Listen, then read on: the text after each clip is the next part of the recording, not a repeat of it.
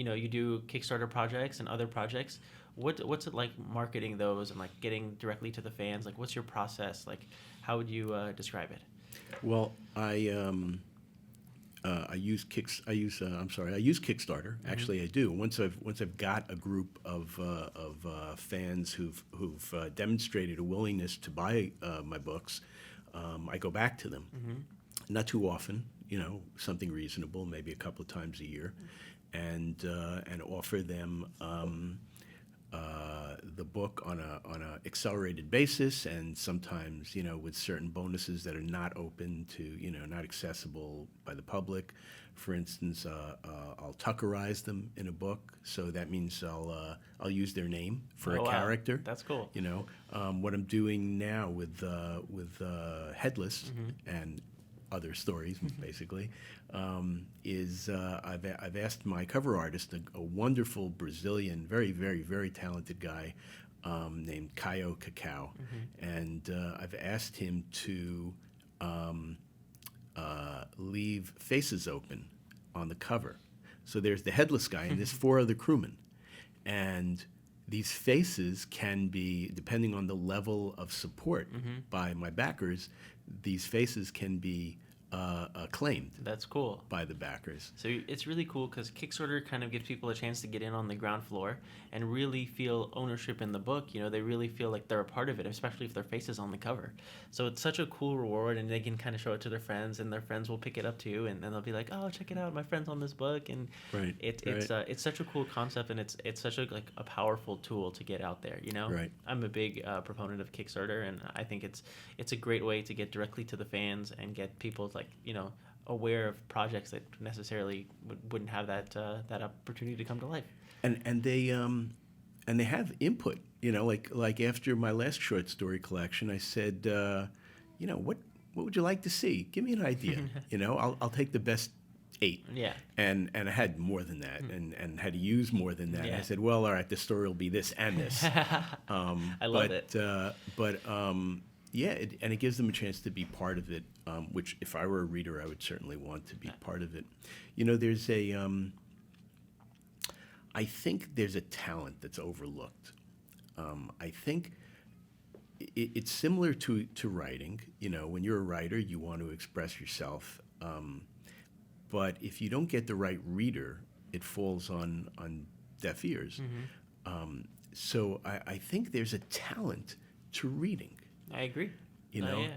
And some readers are better than others. Some readers are more able to take what's on the printed page and create an image and create a drama in their heads. Yeah. And they can really immerse themselves in that world, and it's like you were saying earlier, you can become the protagonist, and you can feel all the things that they're feeling, and you can feel like it's not their story, it's your story. Right. And I think in fairness, it's a collaboration. Writers like to take all the credit, but I can't. I really think that it's a give and take between the writer and the reader, and I really think readers who appreciate particularly things like speculative fiction are talented in that area. Very true.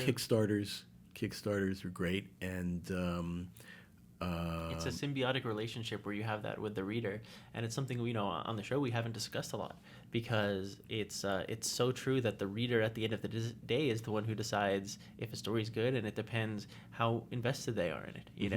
The writer gets a lot of credit for planting the seeds, but it's the reader's mind who kind of can run off with it and say, oh wow, that's cool, and what about this, and what about that, and I was thinking about this, and it's great to have that relationship with the reader as well, to kind of be able to connect with them. It's important. It's essential, really. And I don't know if you necessarily have that so much with screen products, because you can see what's on the screen. So I think your level of engagement is less. But when you're reading a book, and to an extent also a comic, you need to bring certain talents to the process as a reader. So my Kickstarters try to take that into account. In terms of getting the word out, otherwise, I'll use Facebook, I'll use Twitter, and I'll go to conventions, I'll go to podcasts, Yeah. and try and get people who would be interested. I try to get them to know about what we're working on. Absolutely, because that's part of the process. And I think going out and I was talking to some friends of mine, like Jason Inman, who was the host on DC All Access, and him and his wife Ashley Victoria Robinson, they have a great idea and a great way to strategize how to do that, and that's by going to different creators who have fan bases or don't have fan bases and asking them to share that link and kind of get the word out about it. So if somebody goes and tweets it out, not necessarily everyone's going to support it, but then when people kind of see it everywhere, they kind of have this like overwhelming sense, like, oh, I can't miss this. Right. I can't miss empty space. Right, I'm seeing it here. I'm seeing it there. I have to go grab it right now. So I think that's super important and super exciting. I think so, because there's obviously a lot of competition and a lot of noise out there, and it's hard to be heard over it.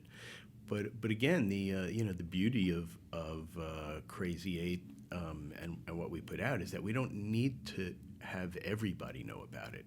If we can get a certain critical mass, then we can be profitable, and we can keep on providing what we provide.